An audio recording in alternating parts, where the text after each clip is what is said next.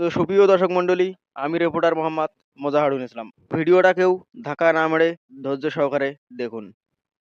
বাংলাদেশ স্বৈরাচার সরকার শেখ হাসিনা, তিনি বাংলাদেশের মানুষকে জ্বালিয়ে চলে গেছে ভারতে।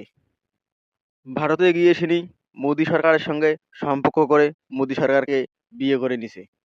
এইদিকে মোদি সরকারও শেখ হাসিনা স্বৈরাচার সরকারকে বিয়ে করে নিছে। বিয়ে করে নেওয়ার পর স্বৈরাচার সরকারকে মোদি ছেড়ে দিতে চেষ্টা করেছে। স্বৈরাচার হাসিনা সরকার সেটা কোনো প্রকারও মানতে চাইছিল না। এইদিকে স্বৈরাচার সরকার হাসিনা, তিনি মোদির পায়ে পড়ে গেলেন। পায়ে পড়ে গিয়ে বললেন যে, স্বামী, আমাকে তুমি ছেড়ে চলে যেও না।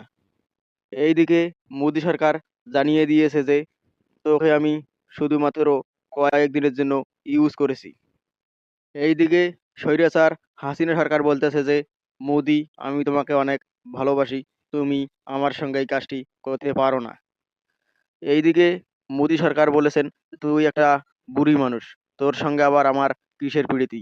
তোর সঙ্গে আমি কয়েকটা দিন মেলামেশা করার জন্য তোর সঙ্গে আমি প্রেমের এবং বিয়ের অভিনয় করেছি।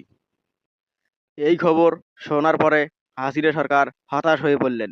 স্বৈরাচার সরকার হতাশ হয়ে কল দিলেন কাউয়ে কাদেরকে। কাউয়ে কাদের এদিকে বলতেছে যে, বুবু, আমার তো কিছু করার নাই, তুই শুধু বাংলাদেশের মানুষের হাত থেকে বাঁচার জন্য ভারতে গিয়েছিস। ওখানে গিয়ে মোদি তোর কাছে যা চায় তুই তাই দিয়ে দে। এইদিকে হাসিনা সরকার বলতেছে যে, মোদি সরকার ভালো না, সে আমার দেহ নিছে কিন্তু মন দেয়নি। এদিকে ওবায়দুল কাদের বলতেছে যে, তোমার আমার স্বৈরাচারদের জন্য এরকমই হওয়া উচিত। তো সুপ্রিয় দর্শক মণ্ডলী, আমাদের এই ভিডিওটা যদি আপনাদের কাছে ভালো লেগে থাকে তাহলে অবশ্যই আমাদের চ্যানেলটাকে একটা ফলো করে দিবেন, আর অবশ্যই লাইক, কমেন্ট, শেয়ার করবেন। ধন্যবাদ।